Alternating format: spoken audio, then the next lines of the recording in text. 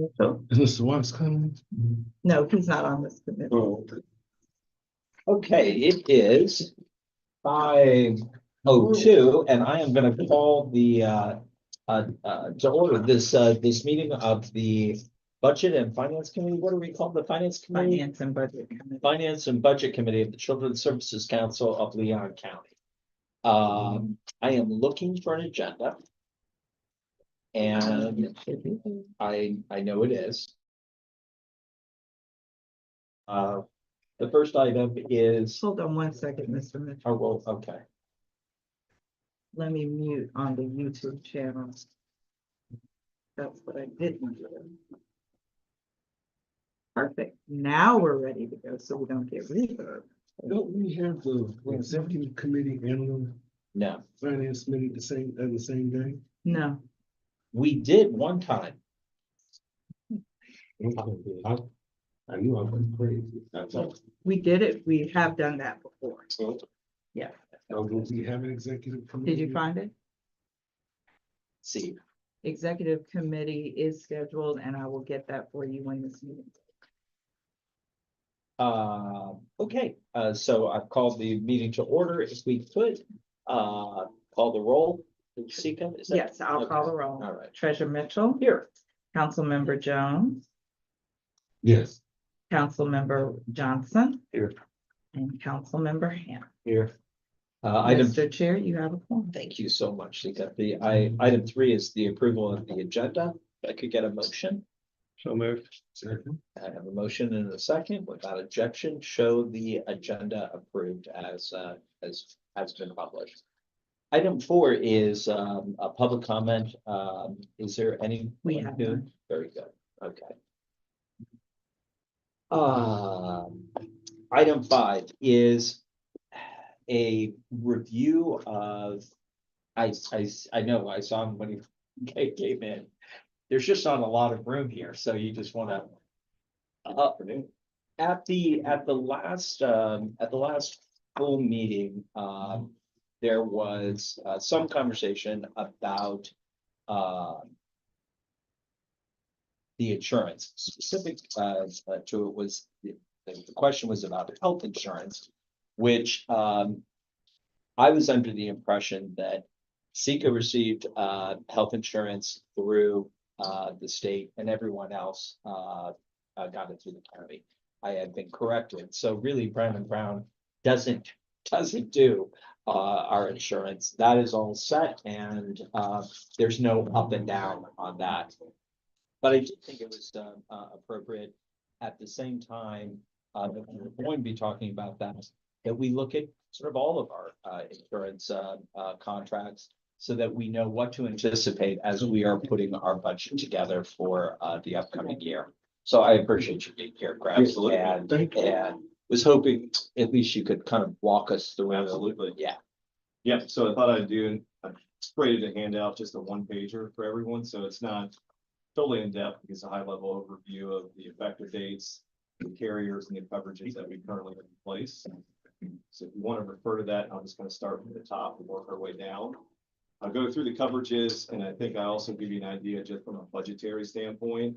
The lion's share of the program renews on 10/1. So we'll talk about that, and I'll also answer any questions. So feel free to stop me at any point in time.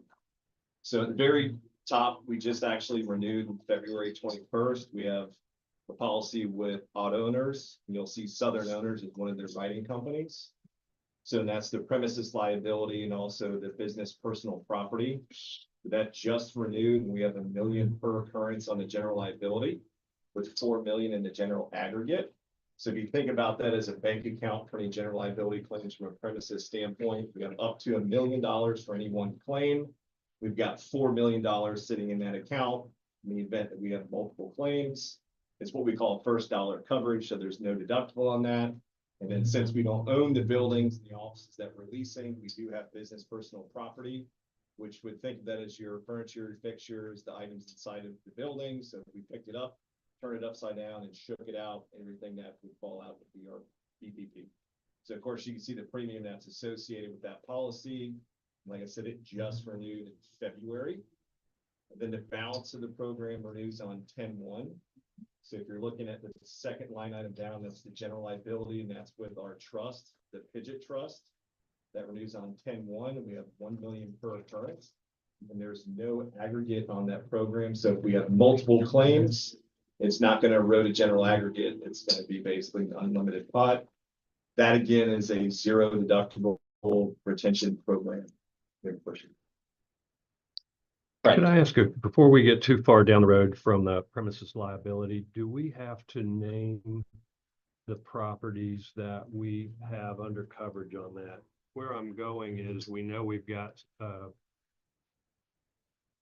the premise at the main administrative office that also houses the Family Resource Center there, but we've got a new Family Resource Center coming online. It's not ours. That- Right. It's not ours, but is there required coverages that we have for contents and liability on that? And does it have to be named separately? May I jump in, Yeah. Chair? So because that building is owned by Leon County Understood. through the contract with CHS, CHS carries the insurance coverage on anything that's in Okay, there, got it. as it is in their budget. And so we pay for it, but it is through the contract. That makes sense. Right, and the property though, that is all of the property, Children's Home Society, or is the property ours? Any of the property that's. No, all the At a- property at 2002. No, at, any of the new family resource centers. like So the one new out one at at Fort Brayton, Brayton, that's Leon County's property. No, but and not the furniture and physical fixtures. property. Oh, I'm the just- furniture and yeah. fixtures is theirs. Okay. Yeah. All right, so that means that we wouldn't need additional coverage. Got it. Thank you. Second part of the question, from a liability perspective, we do have it listed as an additional insurer, the landlord of the building. Yes, The Thank you. liability, that's required by the lease. right. It's pretty. Good. For now. Yeah, General liability, and then more importantly, the public officials employment practice liability. So we have $1 million per occurrence. Again, that's subject to a $0 retention. So in some of the comments I was gonna make too, just some things that we can potentially look at the renewal, is looking at potentially higher limits for that. I would tell you the $1 million is standard limits for what we see of an organization of this size. But this program can go up to 5 million per occurrence. So when it does renew, I'll give options for 2, 3, 4, and 5 million for you to consider for employment practice and public official liability. But that would have to be a result of a claims bill, right? And wouldn't, like, no one could, if we have sovereign. You're subject immunity. to sovereign immunity, Right, correct? so it So would that's what have I'm to saying. I be- mean, I think you're more than adequately covered, right? But I'll present the options and let you guys discuss it. well, and, So there's zero deductible, like, we're self-insured up to sovereign immunity. Well, up to, well, no, it's beyond. I'm talking about. You're just talking about. Yeah, yeah, School yeah. district. Different size organizations. Right.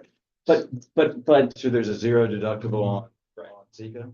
For EPLI and for public official liability, yes. First dollar coverage. so we have always 5 of the 10 of the council members who are covered already because they're serving in their official capacity. So they're already being covered. When you wrote this policy, did you take them out of the policy? Which policy? This public officials and employment practice. It's that they're being covered twice because they're serving on the Children's Services Council in their official capacity. And in their official capacity, they're already covered by Right. Leon County. Correct. So I mean, it's not only covering you as public officials individually, but it also covers the entity in itself as well. Hmm. So, I mean, inside of that, you're not just getting for the officers and directors, you're also getting public official liability for the entity in itself. Right, I'm just wondering, when someone goes to underwrite a policy, Right, it's based on how many people and what they do. that's right. Well, I'm wondering, did you count the 5 people who are already covered? In other words, I'm looking to try to save money. If Sure. I don't wanna double pay for 5 members of the council who are already covered because they're employees of Leon County. Okay. Yeah, or but the school district. yeah, but I don't. You're gonna know. be covered into your capacity. So we wouldn't be only in the covered, county. yeah, we wouldn't Right. be covered because we're acting in a different capacity But under the children's services. No, the statute specifies that you must serve on it in your capacity as superintendent. So it's the same. It's the same thing. And look, I'll check for you, and I think if we went through the bylaws when they originally underwrote the policy, so I'll go back, pull the bylaws. And we'll take a look. okay, again, any savings that we could Absolutely. it's worth looking Okay, got it. But what I will say, just so that the committee has some comfort, when we first approached Brown and Brown, which was actually under Ted, that was a question that we asked, and the response at that time, it could, it could be different, and I do want to make sure we honor, was that we needed the coverage for the entirety, meaning all 10 people, but that was at that time, Mr. Mitchell. Yeah, So it was, I it could be actually, different. I do remember the, because I read it, Mhm. and but it was. You know I what, got I'm you. just We'll saying, check just it. to go to the answer. Yes, If the policy was underwritten and it's underwritten for a specified number of people and in their capacity as children's services counsel, so Mr. Johnson is a member of the public, me as a member of the public, we are not covered. We would not bring them coverage.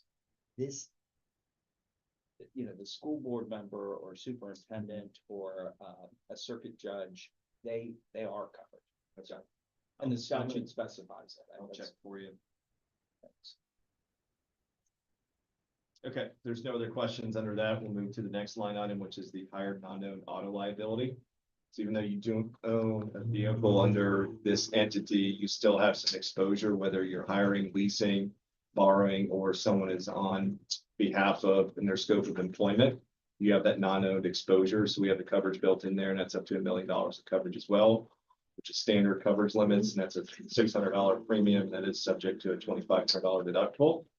And then we do have cyber liability coverage. What would be an example of a claim being filed under this policy? So great example is Sika jumps in her personal vehicle and is going to attend a meeting and she is at fault and hits another party. Right, So the coverage follows the vehicle. So her personal insurance would be primary. right. And then anything excess of that, if they come after the entity in itself, and you've got protection for that. And it could be any of the employees, board members. Again, the sovereign immunity, when I look at $1 million per occurrence, the entity is what we're trying to protect, and it would never go up to $1 million. Even with the proposed changes, it doesn't go up to $1 million. So, all right. So your standard, it's a great question. So like your standard insurance limits are 1 million per occurrence, 2 million. So Right. I don't think I could go There's back no to Digit and say, yeah. let's cover. For to- $450, can we do it for, yeah, I got you. Correct. All right. That's a great question. And then the cyber liability policy also renews effective 10/1 as well. And we have a $2 million limit per claim, and that's subject to a $25,000 retention. Then we have the crime fidelity bond, which has a $500,000 per loss deductible. And then last but not least is the workers' compensation policy, which has basically full indemnity and medical. And then part B of workers' compensation is employer's liability and has a million sublimits there. And then when we say guaranteed cost, that's first dollar coverage. So if we have an employee that's injured, the medical indemnity, there's no deductible.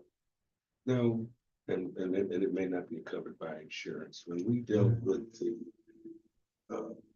Scientia issue, is there are we insured to covered under? not under, we don't Yeah. have a separate, Okay. I guess that would be lack of performance Okay. insurance. We don't I didn't we know don't have that any of our awards were bonded or protected by. We could require them to carry it in the event that they didn't perform the Okay. services that Okay. we paid for. All right. And then they are also required to have D&O as well as liability insurance. And when they contract with us, we must be an insured for the liability. We Okay. must be named on So there the is a policy. pot, but it's just not covered under ours. Yes, We require that. but that's for any, But we require that as part of the contract. Yeah. Those for when we make awards. right, if Okay. they have vans and are doing transportation, they have to show the appropriate coverage. for those vehicles as well. And we must be a named insured on their certificate. That was gonna be my question. What exposure do we have for organizations that we fund? Like, say we gave $500,000 to Mitchell daycare, eyes and or mouths. Mitchell daycare, or whatever it is, and Mitchell turns out they're doing something really bad to kids. This is just for business. Anyone Anyone tuning in. So say there's a big class action suit against Mitchell daycare, you know, and they potentially come after us since we funded Mitchell daycare. Do we have any lines of protection in case of that happens? Yeah, I would say in that example, it would go back to the public official liability. So there's No, saying we didn't not create me an personally, I'm talking about the to entity. the entity, yes, the Yeah, entity in the itself. entity, and then we The entity also itself. have indemnity clause to, I'm gonna mispronounce. And I'm happy to review, if Indemnity there is clause. an agreement, you go to your vendors and there's an indemnification clause, and there's an insurance requirement. I'm happy to review it. Right, and Obviously we, not an attorney, but those are the two things I can look for is where we want, in those situations, we want to hold harmless. We want a waiver of subrogation in favor of us for, and that's basically what our indemnity clause Yeah. says. So those contracts are reviewed by Fred Springer, our Okay. general counsel. And then that's the other reason why we are added to their insurance policy.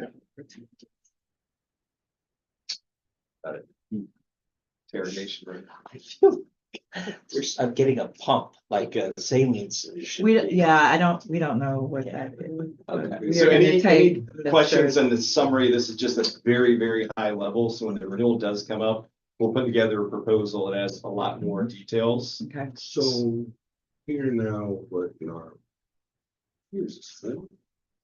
Well, we are, Fourth year? it's our beginning of the 5th year. Are there any protections that we have not covered in our current offerings? No, I mean, I've reviewed them and kind of looked at the practice. I mean, there's a few things that you can insure yourself to your. But I'm saying, comparatively speaking. Anything else you want to sell us? I mean, Yeah, I can tell you, anything on workplace violence, I mean, this, but no, you, Start.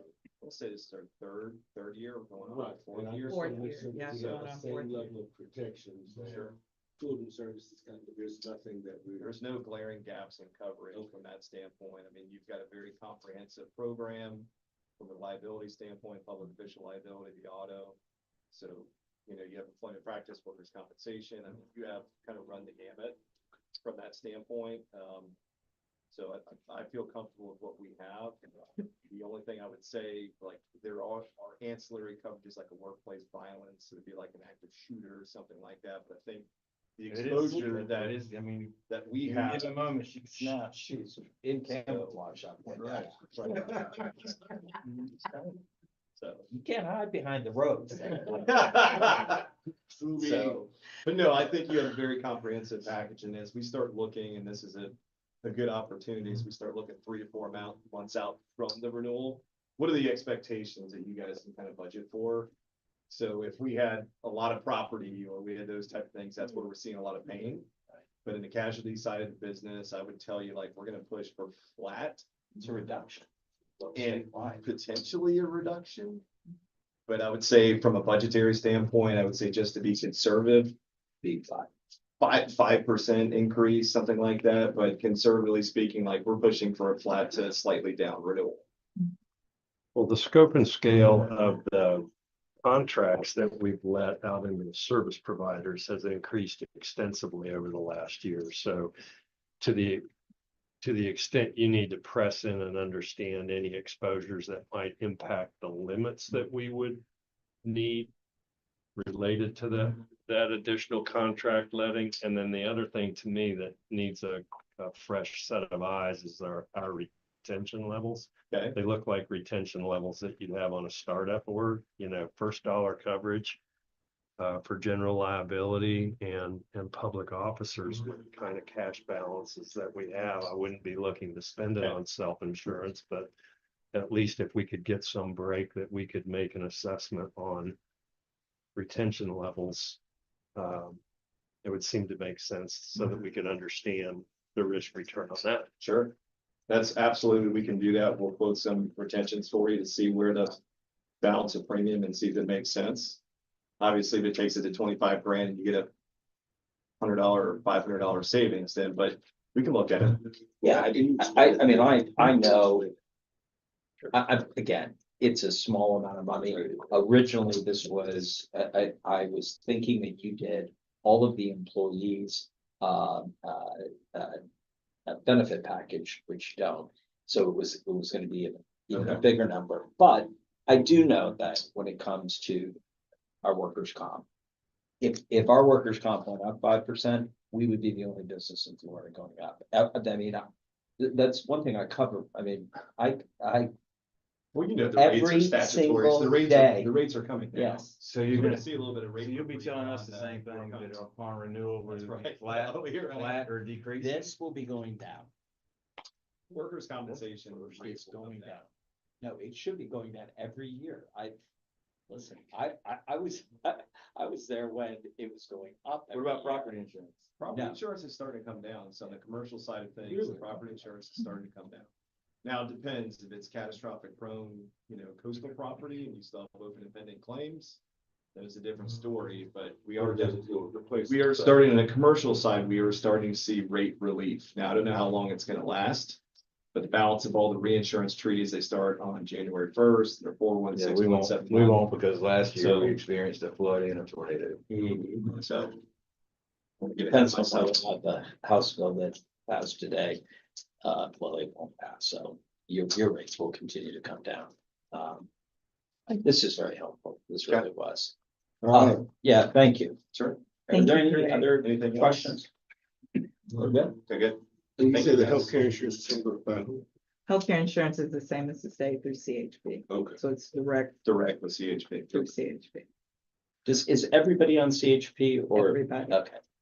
So no PPOs in that, house. They're both well represented, that's all that matters. Thank you so much, Thank you, Greg. guys. I appreciate it. Enjoy the rest of your meeting. Yeah. It's great seeing everyone. It's good seeing you. Once every Very 2 nice years. meeting you. but we need to move on. Me too. Good. You got your comment, Greg? Thank you so much. Yes, sir. Yes, sir. Councilmember Jones, Yes, ma'am. will you pass me that copy of the audit that's underneath, Yeah. Greg? Yeah. Thank you. Thank you. See you guys. Thank you, All Greg. right, the next item is a review of the audit by Purvis Gray. And are you gonna come to the table? I can, I mean, we don't have a. Come on, Ryan, you got nothing. I've already talked to them once, they're tired of hearing. When I saw the book, I was like, this is the same. We'll find out if There's it's a read the good first one. one or the. Ryan, welcome, and I'm gonna go ahead and just turn this over to you. We put together a PowerPoint. I don't know if we could pull it up or not. I'm trying to see, did Either you way. guys preload the PowerPoint? Do you know? Okay. No. If not, that's okay. We'll I'll go give you through the highlight. That's great. The good news is you've gotten an unmodified opinion on the financial statements. That's the highest level of assurance you can receive from the CPA firm. So congratulations on that. There are actually 4 reports in this document that have our letterhead on. The 4 reports that we issued. And the first one is on page 1, 2, and 3. That is the auditor's report, independent auditor report. And as I said, it's got a clean opinion. On page 31 and 32 is the internal control report. And if we found any significant deficiencies or material weaknesses during the course of our audit, we would report them here. And we didn't find any. So that was also very good. Any material instances of non-compliance that had an impact on the financial statements, we did not find any as well. And then on page 33 and 35 through 35 with the management letter. And there's all sorts of things in here that we have to render, well, not render opinion on, but comment on. The Auditor General has asked us to look at if you had a deteriorating financial condition, There's some specific information here that they want to know about special districts. It's at the bottom of page 34. That you may have some interest in, and any other findings or other matters we have to disclose there. There really were none. Overall, this was a very clean audit. We do also issue a separate letter. This is titled Communication with those charged with governance. It talks about how the audit went. And it discusses some of the estimates in the financial statements. I won't bore you with a lot of details of this, but there were a couple of audit adjustments that we discovered during the course of an audit. Nothing to be too concerned about. One was about the accounting for this new lease obligation, not new, but y'all had an amendment to your lease, so that impacted the financial statements. And then the other was the correction of some payments going back and forth with FSU and getting that straightened out in the accounting records. So those were really the only issues that we came across. There are some new accounting pronouncements coming out next year that we talk about in here. One is on compensated absences. You'll have to account for that a little differently going forward. The sick leave specifically. No difficulties encountered during the course of our audit or disagreements with management. Everybody No, was nice. everybody was nice.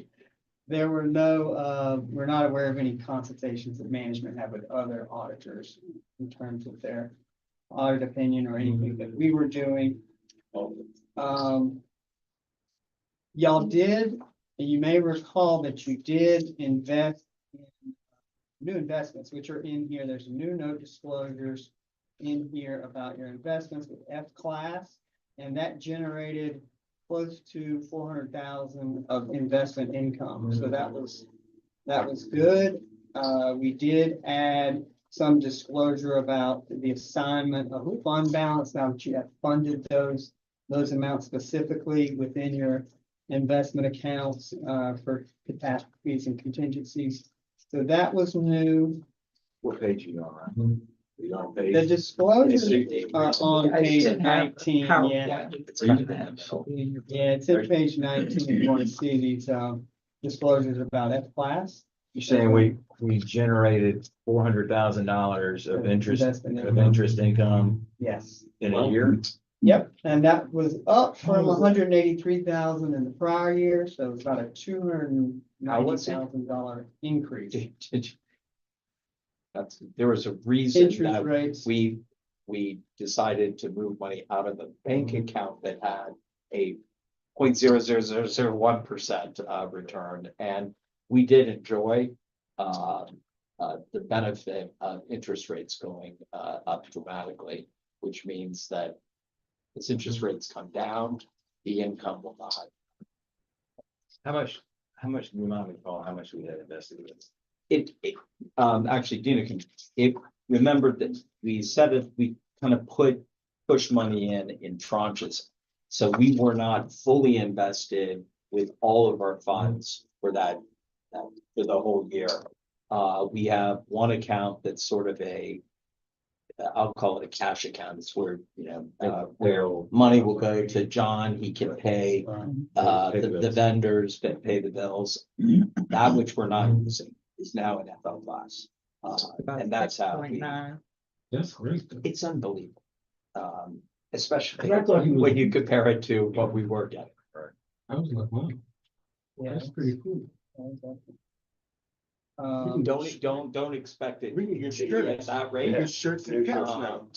No, we cannot. Interest rates have been favorable, for these types of fixed income type of investments. Been good. If you wanted to see a comparison of year over year on page 6, year over year numbers, balance sheet, and this brings on all the long-term assets and capital assets and long-term liabilities and everything. So these statements are a little different, but you can see what happened there. And then on page 7 is year over year comparison of revenues and expenses. Governments are the only ones that put expenses up top. Expenses are at the top of the page, instead of revenues. And then revenues are showing in the middle of the page there, and your ad valorem taxes were fairly flat if you lower the, ad valorem tax rate that y'all are using. So, so that happened during the year as well. Overall, you know, the financial statements are very strong. Your financial position is very strong. And you can see that your programmatic funding of your programs went from about 2.3 million Very to good. 4.7. Page 7 at the top of the page. Just the programmatic influence. Yeah, so the programs that you provided money to in 2023 was about 2.3 million for the year. In 2024 was about 4.6. So as the gentleman here mentioned, that the programmatic has really been ramping up. Mr. Jones, you're gonna notice, sort of once the audit report is done and we actually roll into a spreadsheet that, Dina and John have prepared for us, those numbers, I'm not saying that an audit is not, the easiest read. I'll just say that, This will be more plain. yes, it will Gotcha. take the numbers from the audit and really from our financial report and make it a little easier to read and see in the big picture. Yeah, Mr. Johnson, do you have a question? I'll wait until you get to a break. the only other thing I was gonna mention, they have made these financial statements for governments more and more complicated over the years, but, page 21, this may make a little sense. These are all the council's long-term liabilities. And most of you guys may say, well, we don't have any debt or anything. Well, government accounting standards require you to put any of these leases and software agreements onto your book. So we've got a copier lease, an office lease, and AV equipment financing, some subscription-based IT arrangements on here. You've got to bring your proportionate share of the net pension liability related to FRS on the books, your compensated assets as liabilities.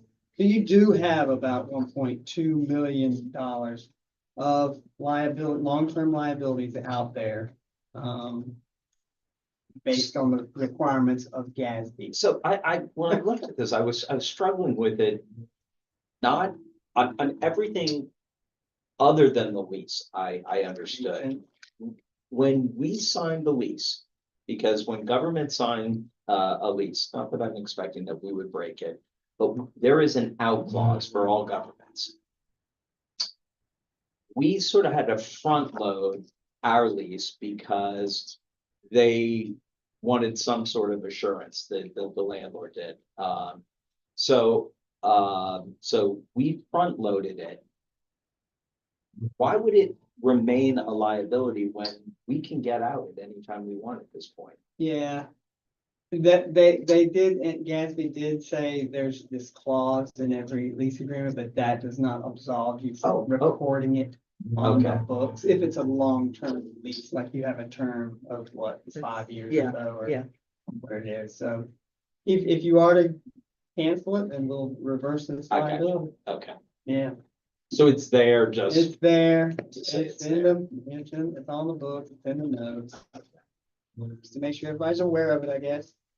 And then your fixed assets, you guys say, well, we don't have any fixed assets. Well, you've got some office space that you've put on your books, you've got some AV equipment, got a copier, things like that. So that's on page 25, if you wanted to see what that's all about. And then there's all sorts of pension disclosures in here related to the FRS pension plan. But other than that, it was great job to the team, and John helping with the books, and we had a clean audit. Just two quick questions. So normally with an organization of this size, I would expect segregation of duties issues with at least one or more employees or contractors having access to accounting records and actual or constructive access to cash accounts. So I'm wondering, this is my first dance with reviewing your work at this level of detail, how we've overcome any of the segregation and duties problems in a small business. It's because John is kind of treated as the outsourced bookkeeping, and then they have these levels of review on what he's doing, and then there's some levels of review that Sika's doing as well, so they're able to kind of separate those duties that way. He doesn't have custody, you know, per se, and then they have this bill.com as well that they're using. And then you guys are involved in the approval process Right. there as well. Right. So per statute, the executive director and the chair have to both approve any disbursement that goes out. We do that electronically through bill.com. I can see for approval purposes, but I cannot go in and cancel nor generate any bills. Dina has a level where she can go in and review everything that's gone out and what's pending, but she can't approve. And then for transfers of funds, John and I both have that ability, but we have to check each other before we do that.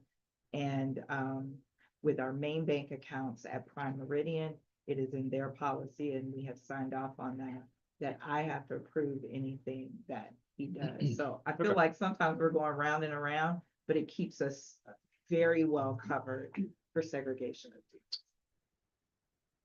The other question I think is just a quick one, hopefully quicker than that one. You make mention of new investments. They seem to be like a low risk class. I just wanted to make sure that the council's investment policy is still consistent with those in class of investments that we've moved into. Shame on me, I haven't read an investment policy if we have The one. FL class is cited in the statute as. Oh, perfect. Next, Yeah. That's all. You're right, it is it's a no risk is essentially what it is. But the statute requires that we follow those guidelines. Much like the SBA has FL prime, FL class follows the same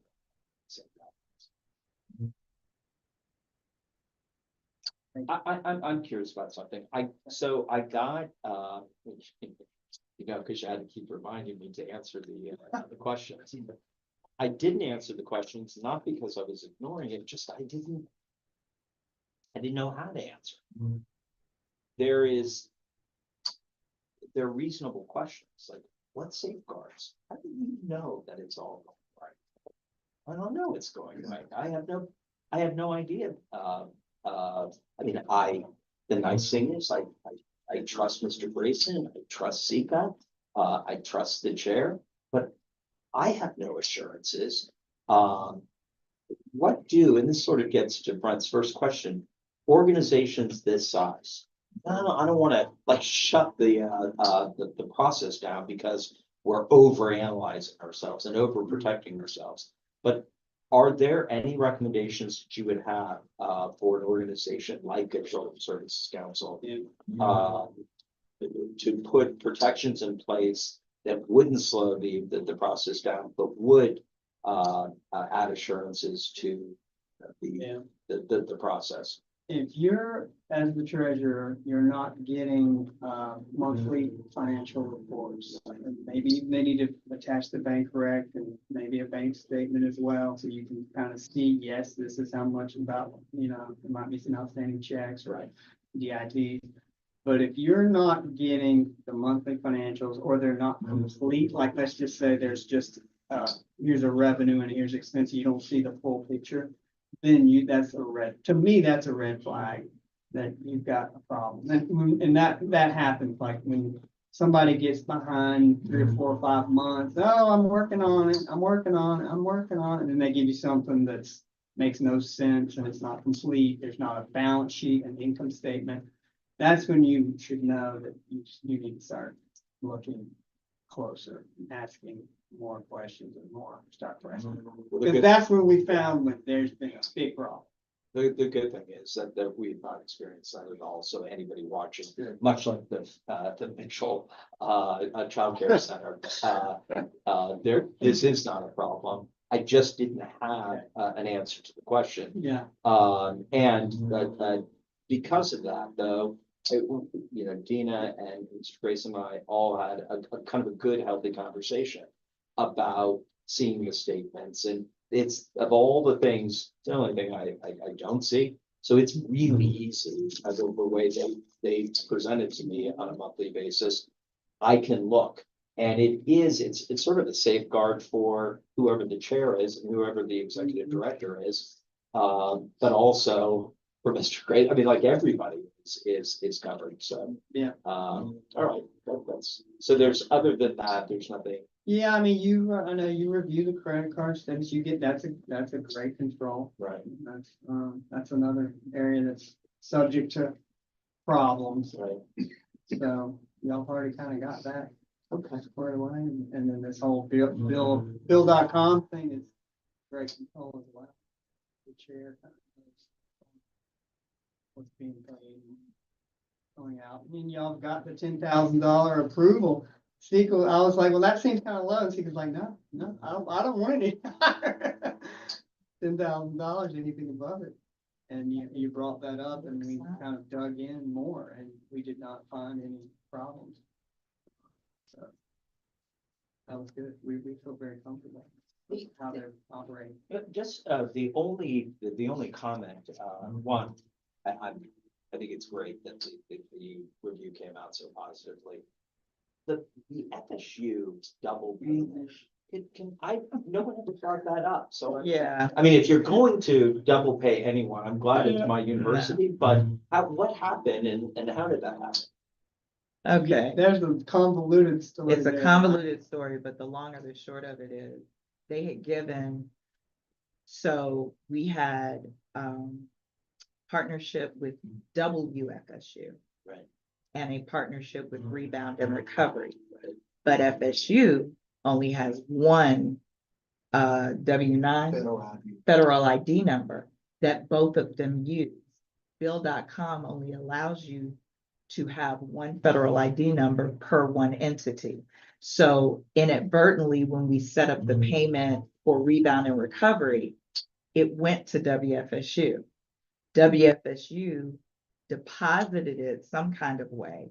And so they had to cut the check back to us, and we had to reissue the check. So that's it. Long or short of it, that's what happened.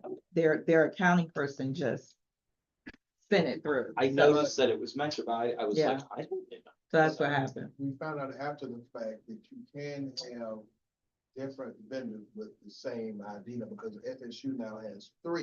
Right. And we're working it out, but it's not the easiest thing. to work. Rebound and Recovery is It's the resiliency Right. program. Yeah.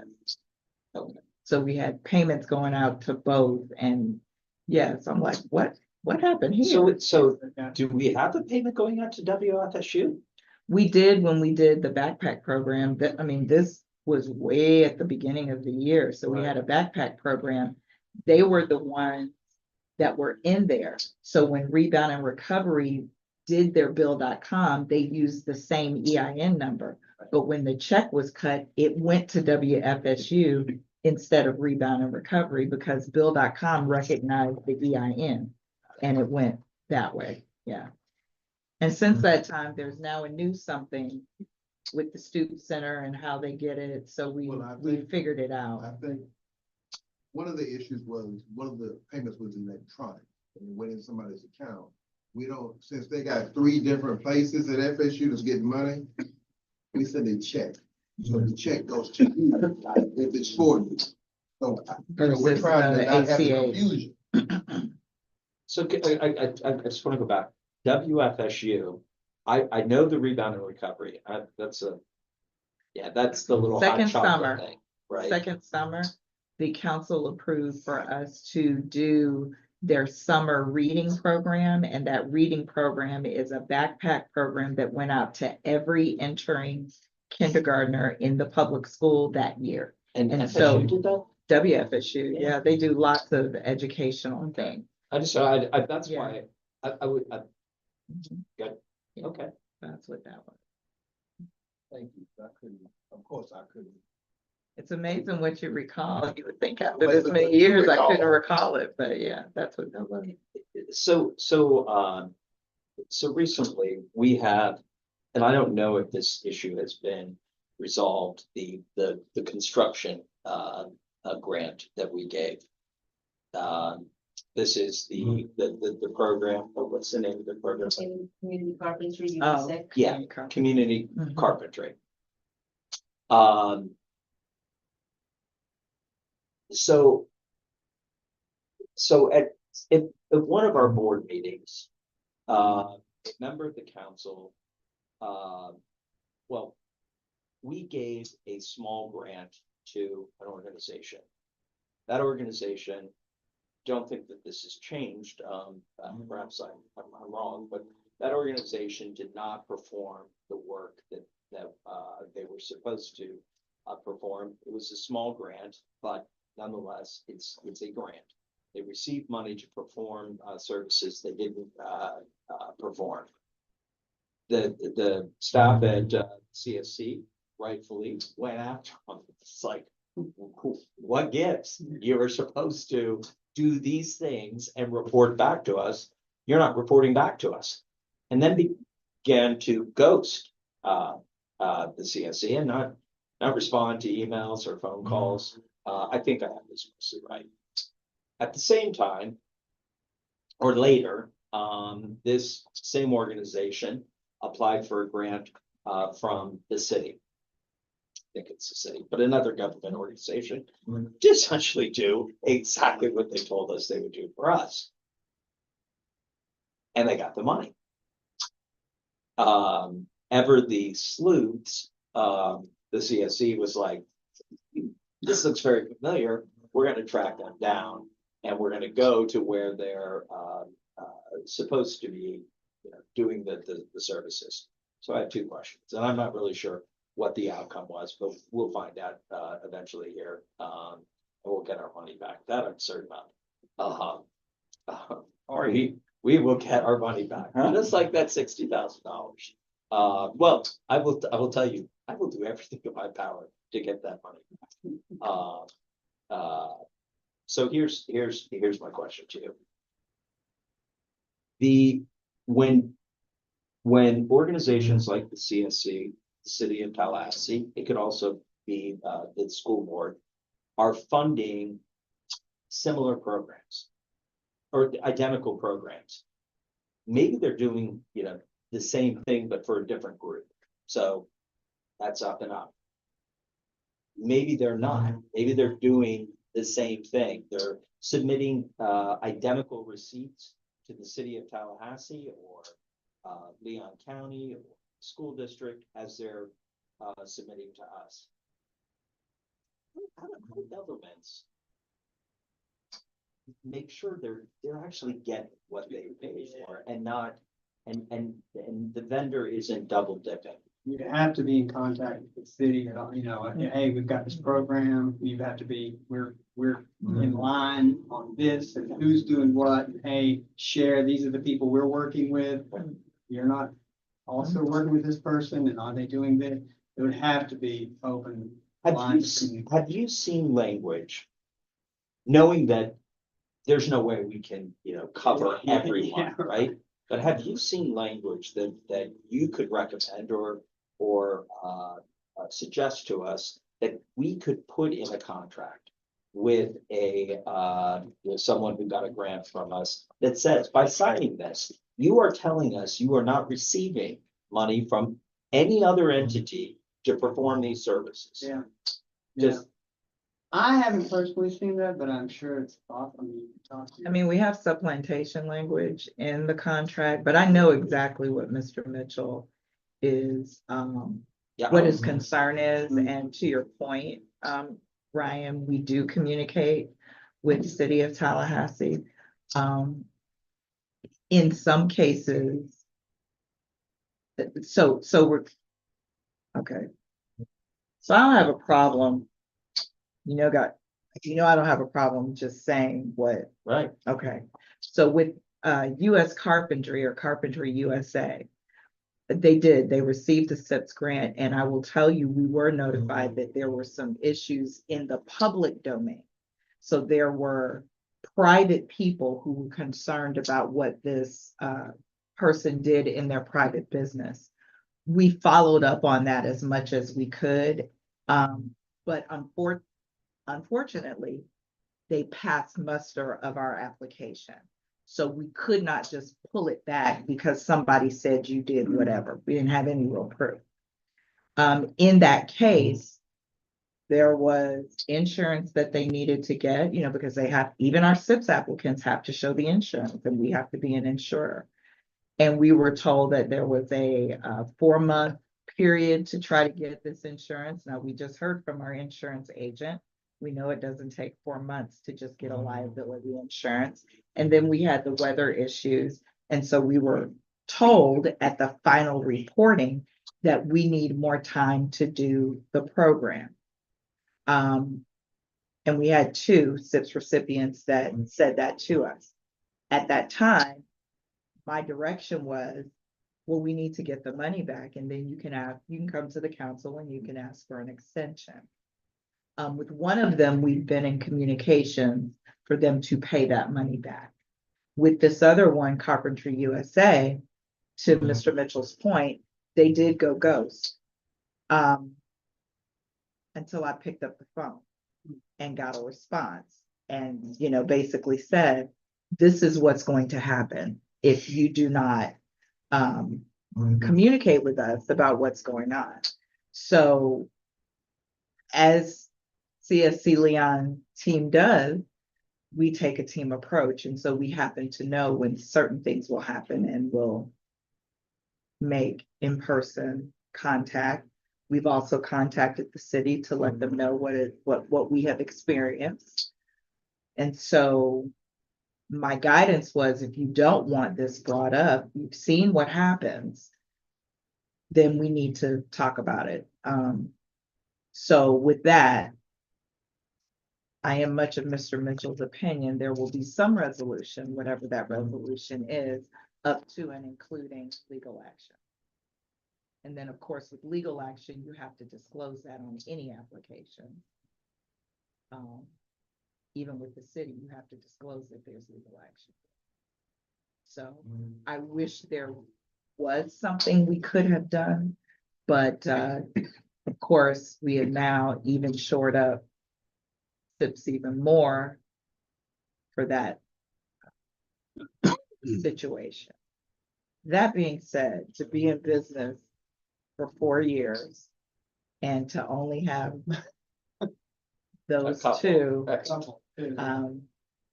while I wish they did not happen, I do feel blessed that we're not in the millions of dollars that are being built. So never fear, Mr. Mitchell. Yeah, We're on it. You're right. I know you're on it. That I don't fear about that. I fear that there are entities out there that are taking advantage of sort of the goodwill of this community to fund things like the Children's Services Council on top of the school board and the city and the county through the different grant programs that they offer, and whether it's $15,000 or $15 million, it's money, and it just seems silly, but the more that we hammer it, the more that we stay on it, the less likely it is to happen. And Sika's right. We are very fortunate that it's only been these two. And look, we got resolution on the $60,000 one, and I have no doubt we will get resolution on this one. It may be painful, but And thus far, excuse me for interrupting, and thus far, the agreement that was signed has been, they have adhered to that. and that is great. Yeah. Well, these not-for-profits, you can request their 990s to make sure they're financially stable, and Which is what some of these. We did Some of these subsequent, don't do that for the for-profit. We had to submit a financial statement when we bid on the thing. So we've now added that into, yeah, financial solvency is a part of the application process. Are there any more questions? I appreciate the heck out of you guys and the amount of time that you gave to me to answer all of my questions, on a phone call. But it's important to me that I've read this and I understand it. And when I say, oh, yeah, I am very comfortable and I can proudly say that we have a clean audit, that I really understand what that means. And you guys were amazing. You really were. Glad to work with y'all. It's been a pleasure working with your team as well. Any more questions? Mr. Jones? He's heard enough of me today. Okay. Thank you very much. Thank you so much, Ryan. And please tell Daniel and the whole team we said thank you.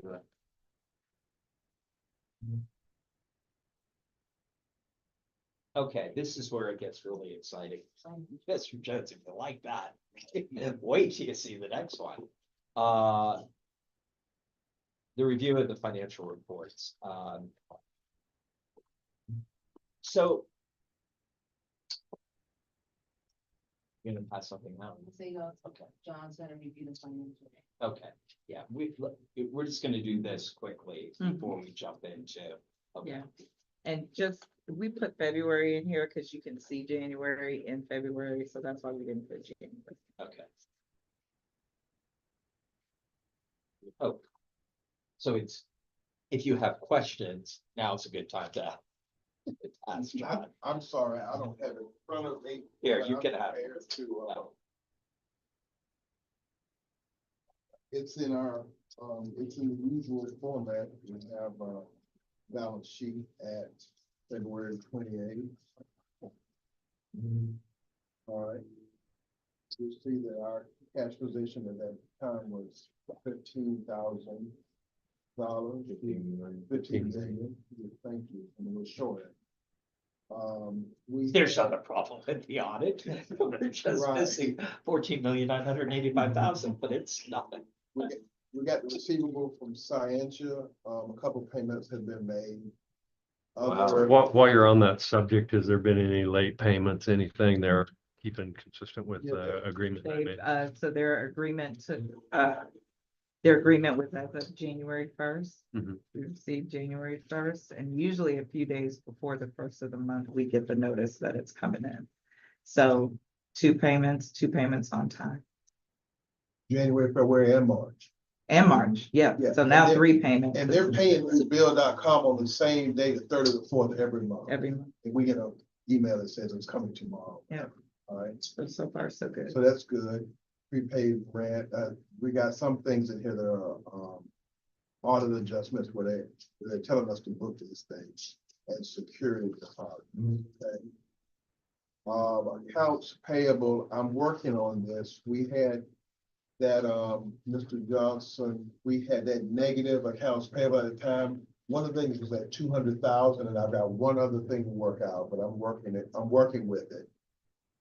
And our liabilities, accrued payroll expense, that number will stay the same every month. I'll adjust it at the end of the year for the next audit. Accrued retirement expense, that's something that they worked up and had us book. Employee benefits clearing, when we do the payroll journal entry, we take money out of employees' checks, sit it on an account, and we pay the bill to health plan or whatever else, we take it out of that same account. We have to true these up from time to time. So you'll see some of them positive, some of them negative. We true that up. And the last item on here is that equity, which is the 16, is the total assets minus any liabilities that we have. And we end up with a net worth of $16.8 million. That's what we have is liquid and good. Well, it's liquid and good, but there we have We have made, Encumbrances. right, we have made commitments to organization, but it is Right. liquid and good and can be used. It can sit in an account and generate interest. Good. Myself, Mr. Johnson, myself had a conversation the other day, and we're working on a way to show what has been encumbered, okay? We think it's gonna be easier on the asset side out of this program fund and FL class to show encumbered amount. So that's work in progress, all right? And that's, and. That was you- gonna be my question. I know how you are, and I think what the next part of the agenda. I think I hope, what Dina sent me earlier, I think is going to give you a visual of all of the questions that you've asked. I hope, because you were the one who inspired me to ask for it this way, so. And we may have to do two things. We may have to have a side report and financials, because you're looking for a Totally. lot more detail than this gonna be here. Mhm. So we'll work on it. Work in progress. The But- next, But a high level on that, and I also think of Mr. Hanna on anything related to this. When we go into a budget season, we've made commitments on into future years in contracts that we've already let. And I do understand that each of those contracts have an out clause that are subject to it getting funded.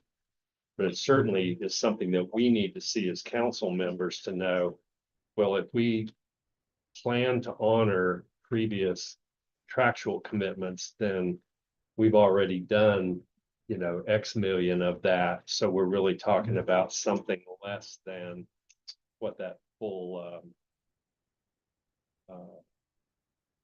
the full tax levy is. We are not as rich as we look, and that's, I guess, Yeah. that this is sort of your point all along, where you say, okay, so I can almost hear your words, so we're gonna fund it. That means it's not going to exist, further down the road, and so I want to be able to show that in a picture format, so that everyone can take sort of the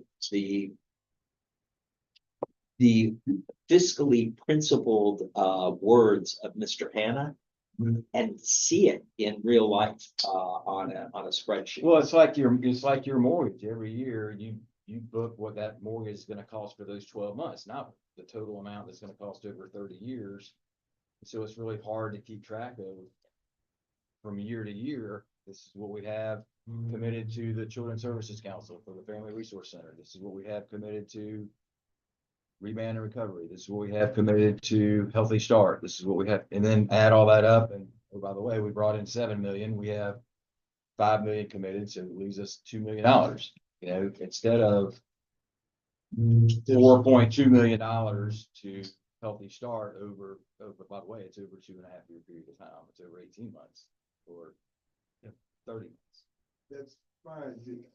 And what I'm hearing is something that shows what all is reserved this year, next year, another year, however far it goes out. But this year you can tie back to the financial. You should be able to. And if I may, I understand exactly what Mr. Hanna is saying, and so in our mind, we know. So like when you all approved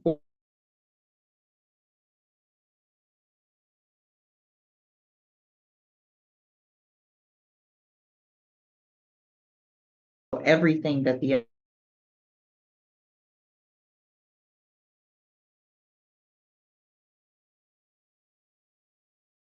FRC gets paid that you approve. So what we have to do is merge what we have in our head so that you visually see that we are now at $2 million at the FRC. So there's only $2 million more left. So we're already having conversations with the implementing partner to say, sustainability needs to be the thought now, because we will not be funding this for 400 million moving forward. That funding is going to come down, down, down, down. But from a budgeting standpoint, I think to Mr. Johnson's point, when you're budgeting, the budget that we have to provide is a year-to-year budget. So the one that we notice for trim is only for the ad valorem that we expect to collect. Would we ever get to the? Go ahead, Steve. No, but I think what we are getting to from Mr. Mitchell's direction with John and Dina is to show you the ongoing funding and how that matches up with the money that comes in every year. And Mr. Hannah, this is to me the most important thing is when we go to taxpayers and we say to them, we are either going to leave the millage rate the same, reduce it, or raise it. It's based on your ability to look at what have we already committed to spend next year? And what more do we want to justify to the taxpayers that we want to spend? And so the difference, the delta between what we've committed to spend and what we want to spend, subtract, any extra we have in our account, that is how you justify to me a millage rate, one way or another. It's based on what you committed to spend a year ago for a 2-year, 2.5-year program, combined with what are the needs you see coming up in the next year. Would we ever get to a point where we're done? I mean, so we have contracts, 2-3-year contracts with these organizations. I'll use Healthy Start as an example. So we'll agree to give Healthy Start $500,000, let's say $1 million a year for 3 years. And then we agree to give this organization until we get to whatever that $7 million is. And for every year, those programs just continue to get funded. Right now, we could keep the 2.5 million. We want to keep the summer learning loss, after school, whatever. And then everybody goes after that 2.5 million, and that's done on an annual basis. But for these other long-term programs, can we just set them up where they're on a yearly cycle and they just keep rolling, and then every so often we evaluate whether we want to continue to renew that contract or not renew that contract? Because with this, it seems like, well, this one's for 24 months, or this one's for 30 months, or this one's for 18 months, or this is for, we're going to be constantly in this cycle of having to, But Healthy Start won't get that money because we've overcommitted money to fund programs, and the money's gonna run out before the time runs out or whatever. You'll see on this spreadsheet. Well, I don't want to say it can't happen because it could if you promise more than you had, but again, I care less about the time the contract runs and more about the balance. As it's running, we'll simplify it. So we've got five contracts. That's it. That's the only thing CSC is doing, 5 contracts. And you can see your annual budget. Your point about, it's $3 million for 3 years. On this chart that, and maybe Dina, now is a good time to bring it out. You'll be able to see Okay. just how much we have, so that it's almost a forecast of what your checking account's gonna look like and an actual of what your checking account looks like that month. So, Mr. Mitchell, may I interrupt? So before we get into this, can we close down on the February Oh, yeah. financials, just so we can, Okay, so and I know we're not gonna, Yeah. you'll approve them, but kind of not, because they have to go to the yeah, council. it's our recommendation to bring them to the council with the recommendation of approval. So I'll need a motion to accept them. So technically, Okay, go ahead. if I can, before Yeah. you do the second page right here, Right. it actually goes with the 4th page. They're a little bit skewed, okay, so when they get ready to go to the council, it's gonna really confuse somebody until it's paid. We'll print them. What you sent, We will do, right, Okay. so we did them back and front.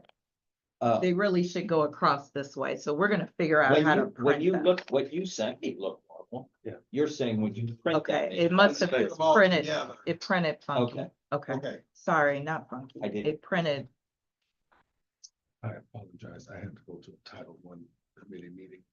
But y'all, are there anything else to vote? No need to any other vote? we're fine. Yeah. Thank you, Mr. Jones. You gotta carry that.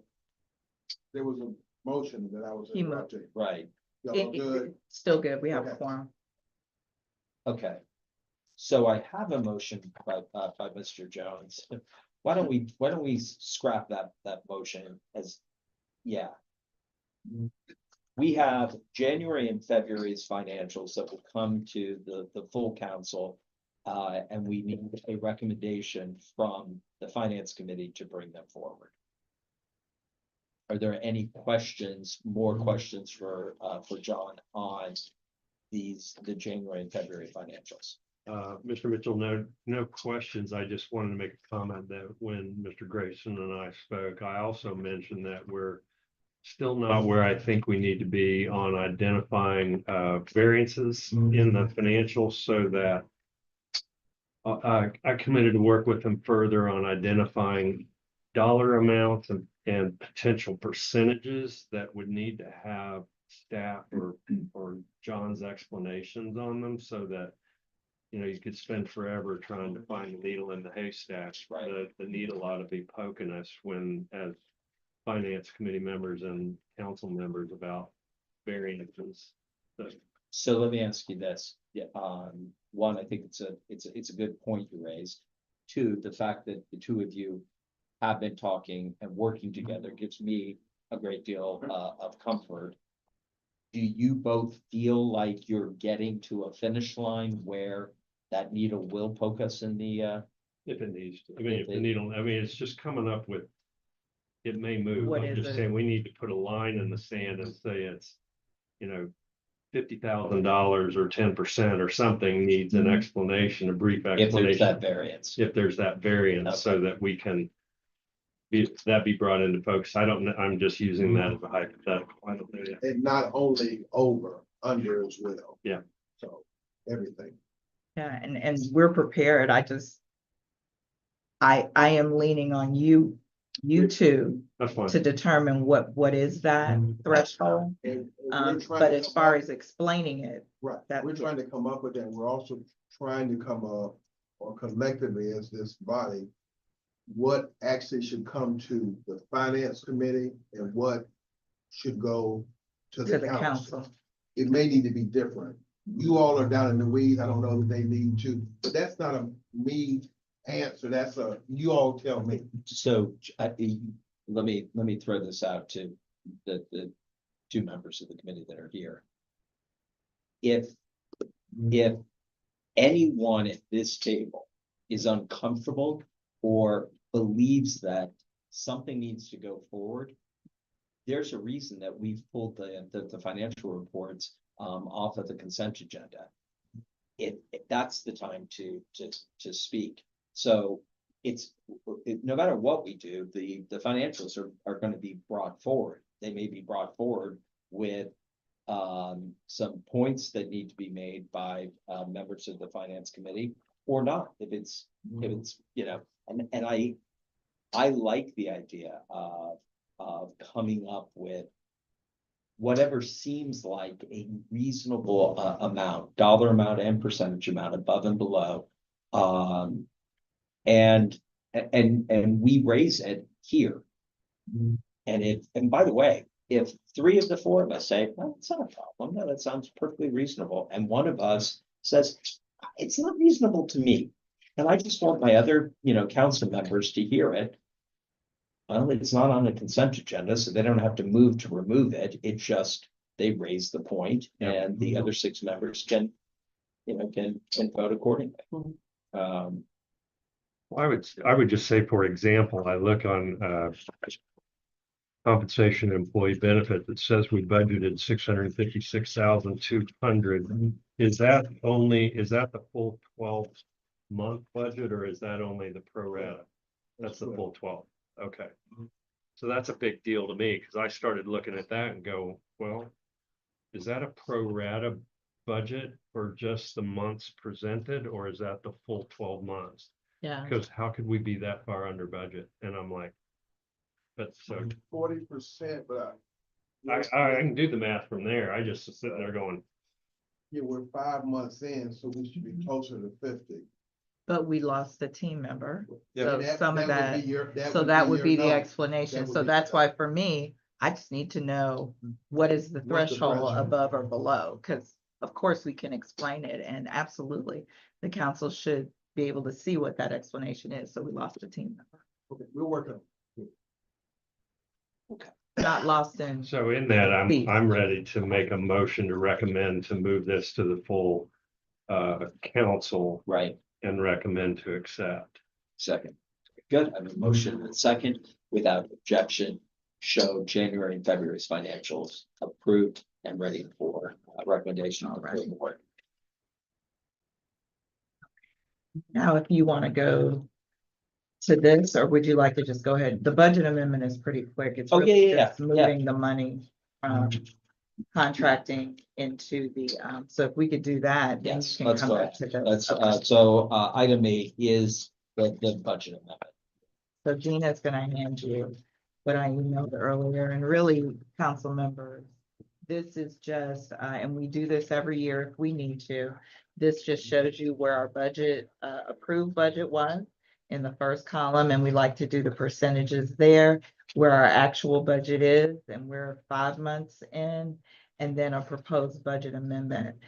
You will see a few asterisks that give you some more information. So for example, if you look under ad valorem proceeds, you'll see we've collected right at 7.8 million, but that includes 110 that was returned. And if you go to the financial statement, you can see that 110 in return funding. But we still are going to go with our same budget as per the trim process.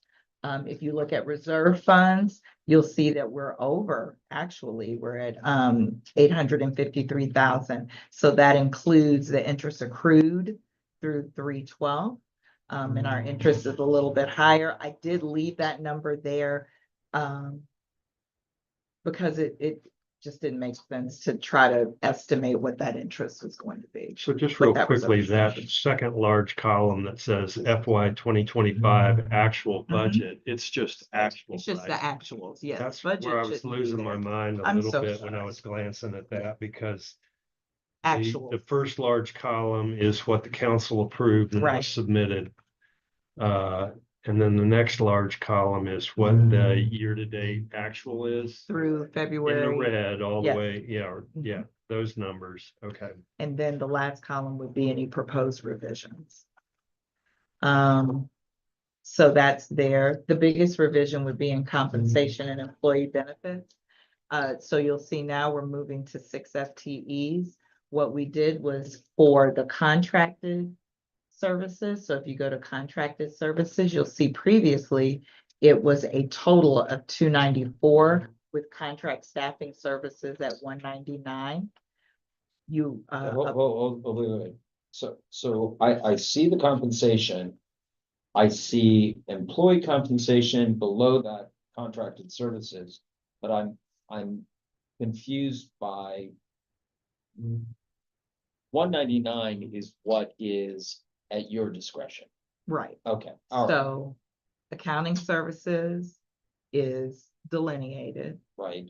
General don't counsel change. delineate, for the most part, they stay Right. the same. Now what I will say in our next budget cycle, legal may come down a little bit because we've evened out.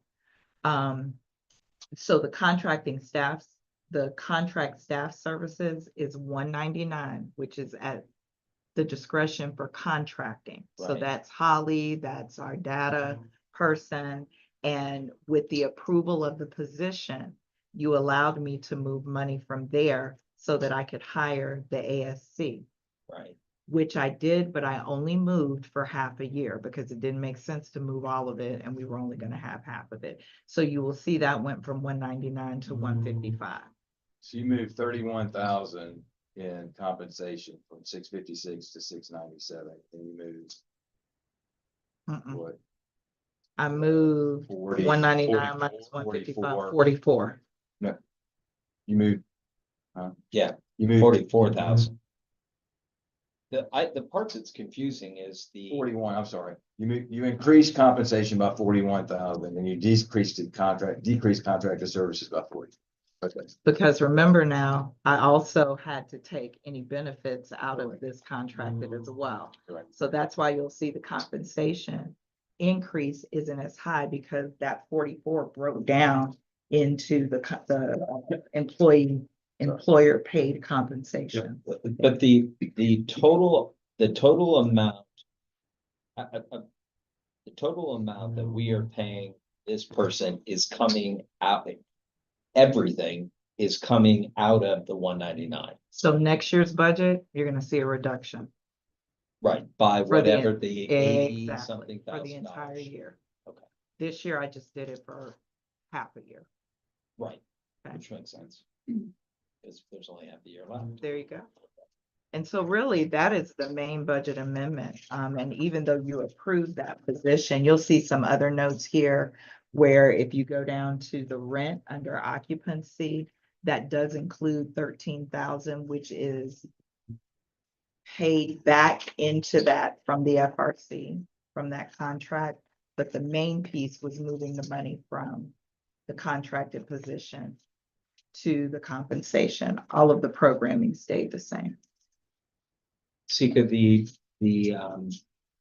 want to make sure I've got these numbers correct. Mhm. So the amount that was at your discretion was 199. Mhm. Ballpark, it was 85,000 for the new position, which brings us down to $114,000. Mhm. So next year we'll see it's 114,000. Mhm. Of those 114,000, you have, what is Holly's position called? The contract? The special projects director Okay. and our data and contracts coordinator. That's all one, All right. one contract. Right. We had always put aside money for someone to help us with grants. We have put, I think it was always $20,000 and we've never used it. And I'm curious, You rolled it into that 199. right, I know, and so I'm curious. Where are we talking to somebody?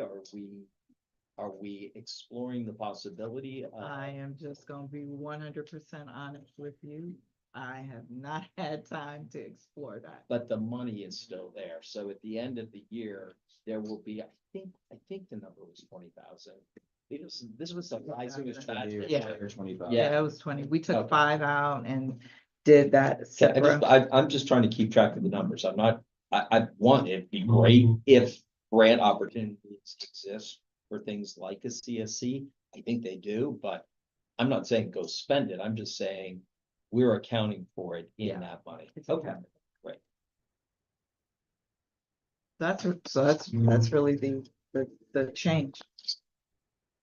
I would just suggest as we move this or recommend it moving forward to the full council, you could summarize down just the line items. So if there's, Okay. because I'm like trying to Gotcha. see, did that one move it, move In 50 this bucks? case, Why more did it move 50 information in bucks? this last. All right. Why am I talking about? Overwhelmed, Jeff. So I will reduce this down. Reduce it. If something didn't, if a line item didn't change, I don't need to see it. I will do that. I tend to err on the side of, but so we will do. that. That's right. Not a criticism. I'm just No, trying no, to it's take okay. I got you. trying to get this through the council. Okay. So We need to approve that. We did. So I make a motion, we approve the budget amendment. I have a motion for approval of the budget amendment. Second. With a second from Mr. Johnson without objection, show that. So we will show that as a recommendation to approve Correct, for the council meeting. right, and at Mr. Johnson's recommendation that we pare this down dramatically. Yes. Because you can almost do a narrative as to what the amendment is for. So now, Mr. Mitchell, we are done with the, any business that requires actions. Right, okay, so.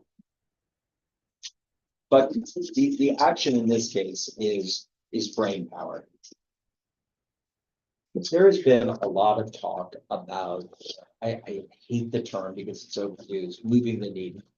But hey, we've been in existence for 4 years, we're going on 5. How much have we brought in? How much have we spent? What of the money that we've spent, what portion is direct on programs? What portion is on other expenses, call it administrative, whatever, but direct services and then other. In addition, so that council members have the ability to look and see sort of on a rolling tally of what are we spending in this upcoming year? In the year we're in, how much have we spent of that which we had budgeted to spend? And how much sort of remains out there that we could spend if an emergency occurred?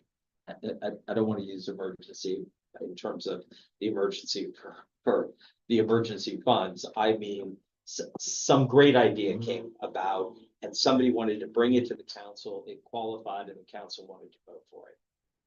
So, and this is a work in progress, but I think it is a very good step. And I just, I met with Dina and John about 2 weeks ago, came up with this idea. Mr. Hanna, you really were the one who inspired it. So I hope it gets, at least it is beginning to get to the points that I think are so good that you make and have made in several meetings. And I took a look at it just a little while ago. Dina emailed me, and I think kind of, well, it is definitely starting to hit the target. So the first page is that big overview. How much have we brought in? How much have we spent? And of that, and how much do we, have in the kitty? Of that which we have spent, breaking it down in programmatically. We can, on the next pages, you'll see big programmatic begins to go into the subgroups of what, our goals are, what, I forget the term we use. Priorities. Priorities, yeah, what are they? But big picture, that's what you see on the front page. And I'm hoping that we can make this available, and put it online for a taxpayer to look. And so instead of asking us the question, hey, there it is. I shared with Mr. Grayson yesterday and Dina today that I got a message from a taxpayer who had asked for financial reports and wasn't able to get them. I supplied that which was part of the agenda and said this is on our website, but for whatever reason, as he looked around, could not find the financial reports for 2024.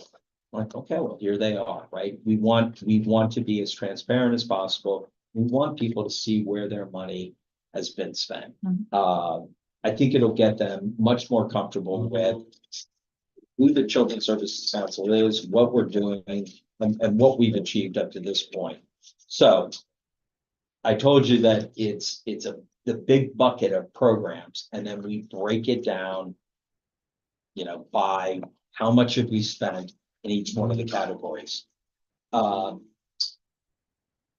So that, again, work in progress, that gives you a total amount that we've spent and or committed to.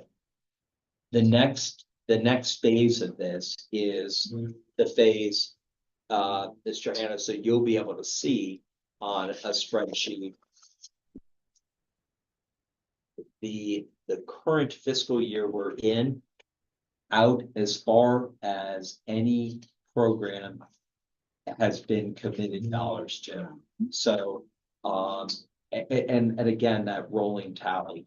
The first thing was to just begin to compile all this information. And to see how much have we spent and with whom have we spent it. It'll also make it a lot easier to go to local governments who may also be spending money with these organizations and say, hey, take a look. Does any of this look familiar to you? Too familiar? Like identical? And it gives us, I think, an ease by which we can sort of informally audit, not, you know, to the level of a full audit, but at least begin to show problems if they exist. Don't think they exist, but if they do, I think they'll stand out. So again, it is the beginning.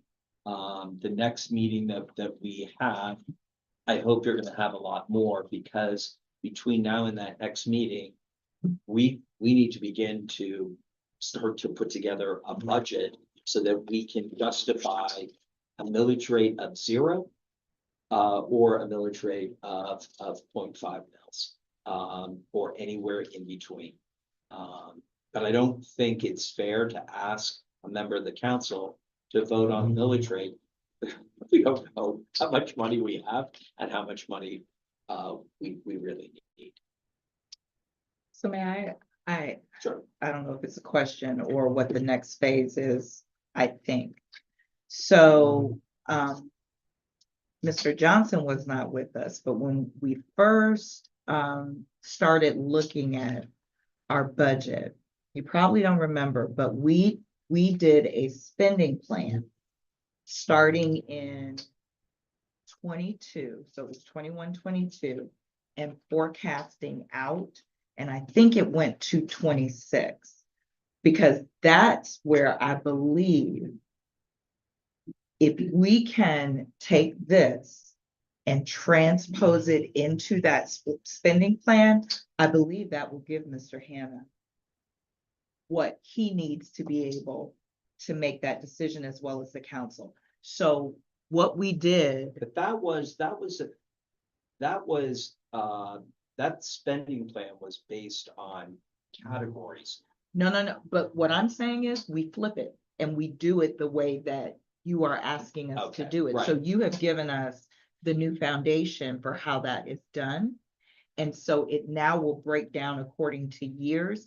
And so for a 2.5-year program, because I remember Mr. Hannah saying this, if it's a 2.5-year program, let's just say it's a 2-year program, we awarded 2 million.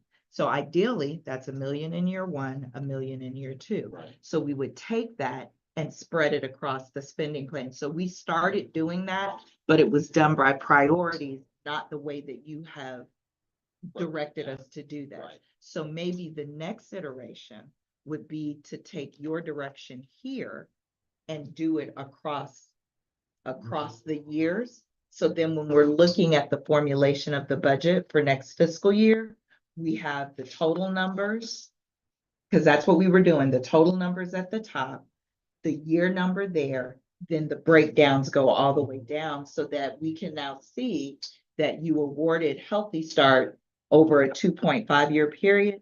We can break that award down per year. Which is the longest, and that's what I said, the 5 years is the longest we have. Mhm. It's a 2.5-year contract.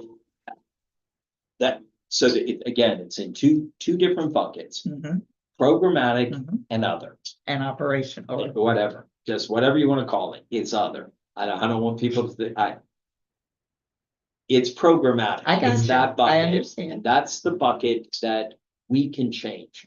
Shy of breaking a lease, shy of going down to 1 employee, shy of, cutting all costs. The first bucket pretty much stays the same, we can expect. So we'll a put that slight all together. increase. Right, so take that off the list of things that we even need to consider, like, yes, you need to look at that once a year Mhm. as the budget is being approved. Mhm. Be done with it. Gotcha. Then on an every single meeting basis, let the council continue to follow the dollars, how they're being spent, what is left. Mhm. And when, for example, mentoring, I think there was a mentoring contract that we wanted to renew. We wanted to re-up it. That's when you look and you say, okay, how long have we had this? How much time is left? Mhm. I see why they want to re-up it. Okay, where would that fall? If we approve it, what does it look like on that timeline? Mhm. And again, there is no perfect science to this because many of these contracts end early I can think of one or two cases. But one went out of existence. Right. So we get the money back. So Right. there is no exact science. But it is a pretty close science. Right. All right, so on page 2, we're looking at 22, 23. I mean, children's home. First of all, the 1.692, and then that was for summer of 2023. Yes, And then the 7.6 was for family supports for that year, right? yes. But the Children's Home Society down there, $4 million. First, I didn't realize we did that in 22, 23. I thought we did it like last year with Children's Home Society. Was it 2 years Well, ago? They ended up And- being the implementing partner, but you approved the 4 million in 2023 Okay, but that 4 million is spread out over how many years? until the end of 26. 2026. If Right, that- and if that's that's what you wanna see. That's the Right. next You wanna one. see the That's- spread, that's Exactly, the- because right that's now, the all 4 overtime. million is shown. and it's in not that- spent. Right. You wanna see what's spent and what's This- left next year. So the Well, first what's- thing really was, what's budgeted for the next the year. first thing I got is, you. it's all in there, but the first thing was to compile Right, so To this is compile stage the- 1. right. They're gonna take this, that's what I said, between now and the next council meeting, so that we can build that budget and spread it out over that period of time. And So, so some of that 4 million obviously is out. Some of the 2.8 for It Healthy is- Start is out of this year's budget. Yes, Right, but so it's just hard to figure out. some of the Yeah. 4 million, which is, so the 4 million actually came out of this 22-23 budget not for purposes of what he's. Yes. But all the money hasn't been. you're gonna see. Right, it's the just first thing rolling we over. did Was collect everything He won. together. I was- get it. I know was- exactly what We he, ran out yeah. of time. I was that's what we're hoping to under. have the timeline. It will take these numbers and put it in a spreadsheet, so you'll see, March of 2024, March of 2025. and then I tell you what, I think it was encumbered out of that budget, right? Right. And so it's really just for me hard to. And I understand. I want you to understand. I And I get couldn't it. I couldn't tell you. No, how I much- get it. I couldn't tell you how much money we have available to Some of that money. allocate to other programs. You got two Because different it's so- categories we're trying to play with. You're trying to play with budgeting, which is fine, but I wanna know what's actually spent and what's left. Or you could roll it forward to every year by saying this is restricted, but this is your fund balance. Right? Like, so we have X amount that's restricted that rolls from one budget cycle to the next budget cycle, but then the unrestricted, is still available to fund other programs, because right now I couldn't tell you how much money we have. How much money we have to spend on other programs? And so, In a weird of sort of way, course. the way Sika has done it, where she takes it as soon as we, as a council, agree to $4 million, and she takes that off of the, that's off the table. so that you can, and I think we do have that number. I think. You want me to it's- tell you what it is? It's about 175,000 But plus, hold on, because if you look at the budget, that you approved this year, there were certain things that you approved to move forward. So right now, in kindergarten readiness, there's $500,000 that's sitting in there that we can allocate towards something. at the very bottom of that budget, actually, you can see it on the budget amendment. When we allocated everything and you approved it, at the bottom, there was a piece right there that said 174,000 unallocated. So right now, if everything goes the way and everybody gets their money the way they should, there's 500,000 sitting in kindergarten readiness that's unallocated toward anything, just kindergarten readiness. And there's 174 sitting down here that is unallocated, period. Now, that doesn't help you because as a council person, you want to be able to see it every month, and that's what we're going to get you. But I think the piece that's missing, if I'm tracking where you're going, is when I'm sitting down and budgeting, I've made multi-year commitments in my rearview mirror.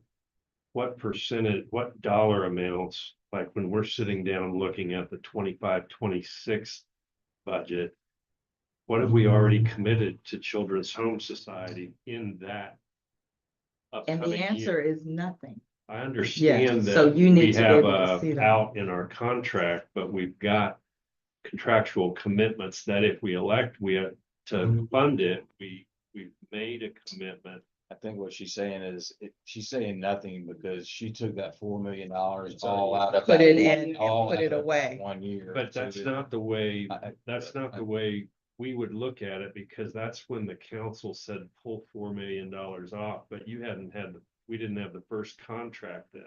Now we have a contract with Children's Home Society that says you're gonna pay them X amount in this period, Y amount in this period. And it comes out of that 4 million that just rolled over. So when this was first approved in 2023, and look, I am not getting ready to get in here and try to have this conversation. No, with the and accountant. I have to So when it apologize. was- I made a 7 o'clock Okay, commitment so- thinking we were here for an Yeah, hour. no, so when it was Dinner just approved went out the door. in 22-23, that $4 million was approved. So one of the things that Mr. Hannah said was, for him, that was $4 million that was supposed to be awarded in that year. So that would have been $1 million in 22-23, $1 million in 23-24, $1 million in 23-25, and 25-26. What we did was pull the 4 million out so that every year when you're looking at the ad valorem, you're looking at brand new money that is not allocated to anything, because for the programs that you said you wanted to do, They're already we done. pulled it out of that current year and it's sitting over here as the programs use the money.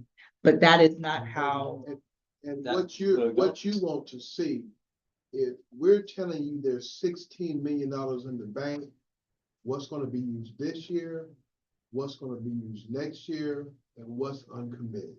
Right. In some kind of spreadsheet. I think we're getting there. I think I've seen what you're looking for. Again, We're as sorry. we're putting a budget Get closer. together, the one thing that you We're just getting need to keep in mind is the way it's been done up to this point is sort of, once the commitment was made, that money was gone. That's,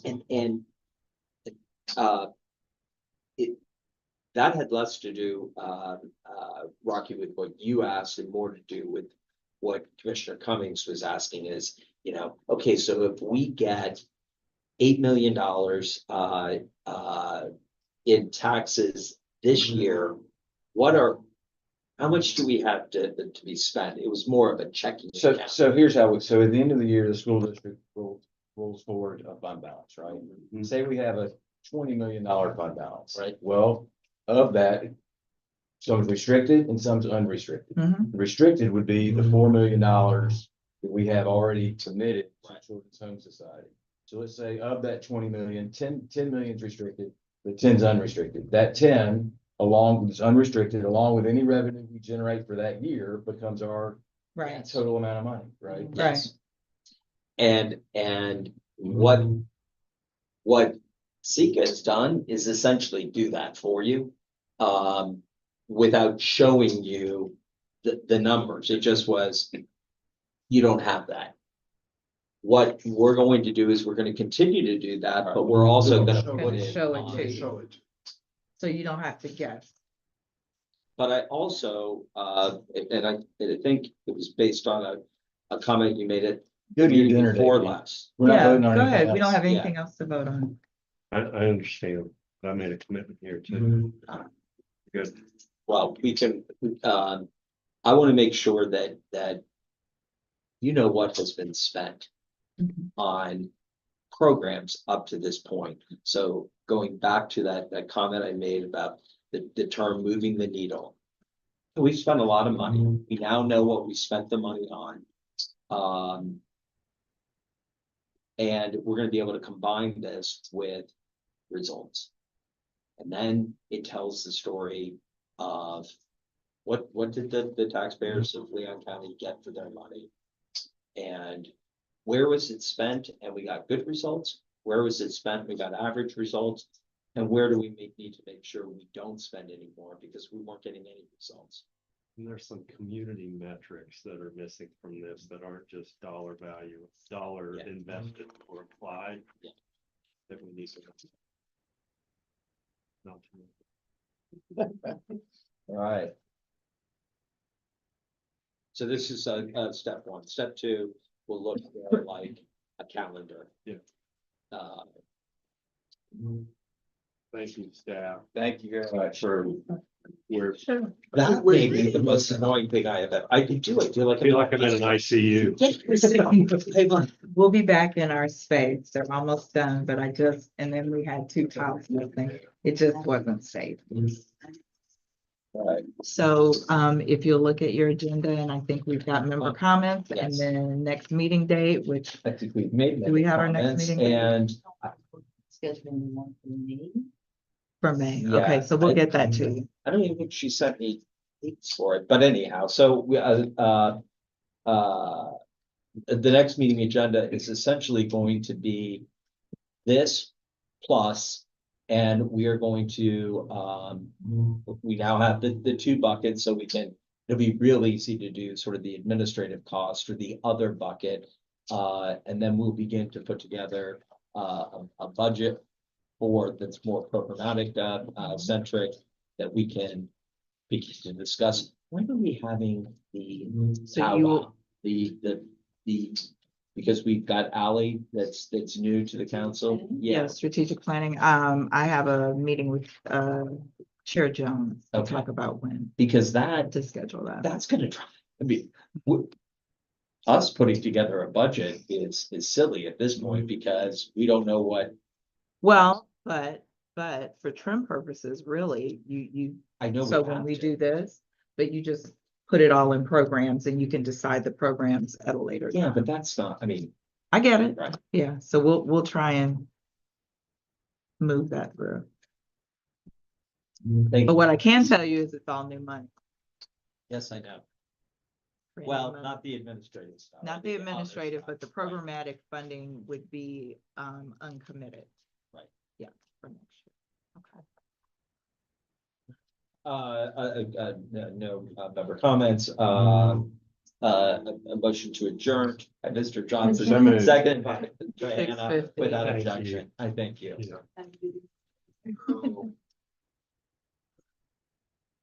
We'll reach out to show you some stuff before. Okay. Before we maybe get it. All right. Sit on a meeting. I met with Kim yesterday.